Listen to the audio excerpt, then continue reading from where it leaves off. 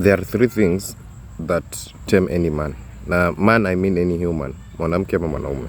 Hizi vitu tatu ukipitia ama ukiona mtu amepitia, lazima zikuteme, lazima zikutulize. Na one, ndio ukuje utulizwe na hizi vitu tatu, ni nini utakuwa umefanya? Utakuta probably you have become so powerful out of your star in a shine, you are controlling, you have influence, you have money, you have wealth. Not only money, you have maybe wealth, you have influence. You can't have power with no money. You are influential, you control. So governments do not like those people. So another thing also, you are becoming a nuisance with the public society. Another thing, it's your own downfall. You have become so influential, we mwenyewe, you start getting carried away. Unajiona wewe ni powerful, unajiona wewe ndio kila kitu unajua, watu wengine wote ni wajinga, wewe ndio mjanja wa wajanja. The minute you start having those things, ama you such patterns in your life, there are three things that tame any man. And one of these things utakuja kurealize, these are normal things. One of the first things that any man inakuaga that will tame him or will slow down them is what we call a terminal illness. A terminal illness can come from nature, normal tu, yani uko tu mgonjwa out of nowhere, which is tunasema an act of God or even an act of man. An act of man ni mtu anaweza kufanya mgonjwa. Let's go back. We all know of a story of Matiba, the presidential candidate in 1992. He was powerful, he was rich, he was young, he was vibrant. How was he slowed down? Aliekewa wanasema mercury, which he became incapacitated and sick. That was a terminal illness walimwekea to slow him down by the current government of the day. Another good example of a terminal illness ni look at how people look at like a former president we had, President Moi. He was rich, but despite age na kila kitu, it comes a time unakuwa na terminal illness. Terminal illness ni ugonjwa, unapo ugonjwa ndo slow down. Probably you are growing or you are going too fast, more than how nature catches up with you. Then something must be done to you to cool down, to tame you. So unakuta if you are good sana, people will watakutupia ugonjwa, wata make sure wamekuweka ugonjwa ndio utulie, upunguze kuachieve ile vision, because now your success ama your influence is stepping on other people, possibly the government, possibly cartels, possibly normal people. Watu wapendagi people to know the truth. So itafika mahali wa slow down. Another thing is it can be your own making.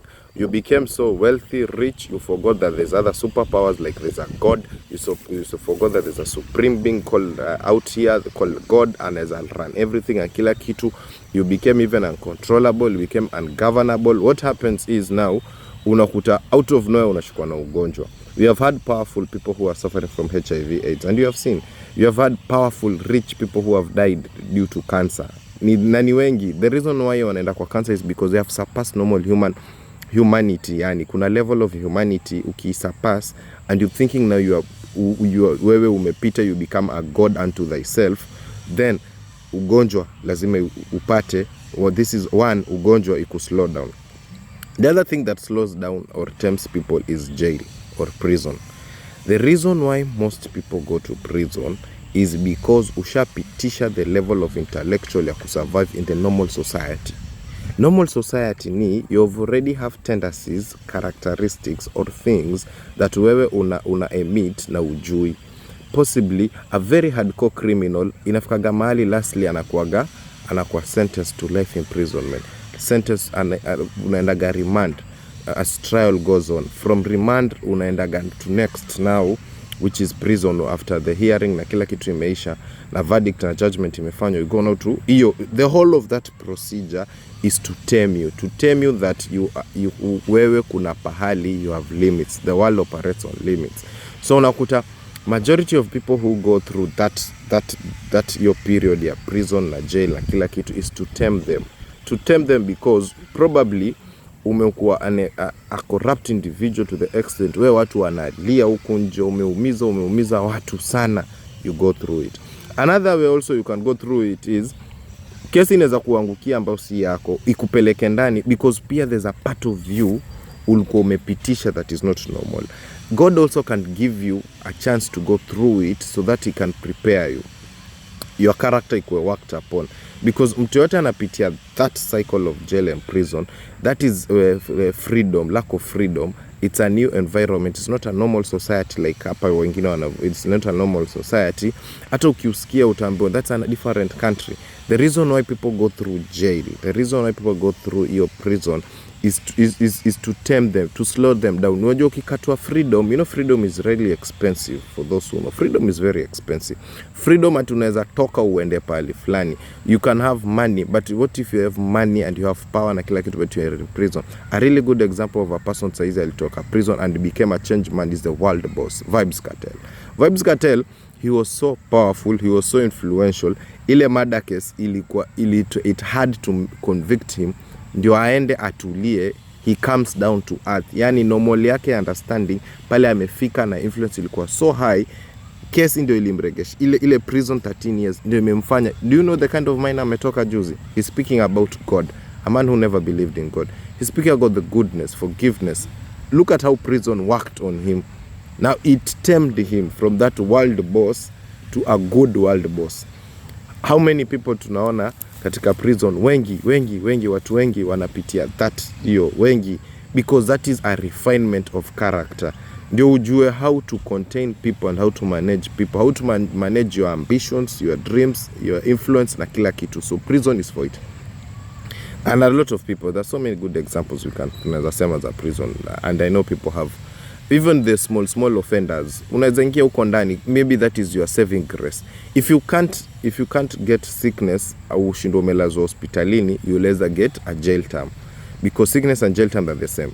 Kesi ni ugonjwa. This is that I'll tell you. If you have any court case, hiyo ni ugonjwa, because you'll never have peace of mind. The same thing if you ever sick.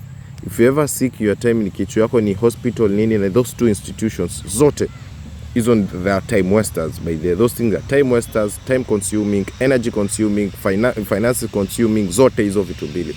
And lastly, ikifika mahali hizo mbili zimeshindikana kwako, there's the last one, death. Hivyo tu. JF Kennedy, he was very powerful, one of the best US president. What did they do to him? They finished him off. They wrote him off. Thomas Sankara, alikuwa na ubaya gani? Because he had a good for the country, he was killed.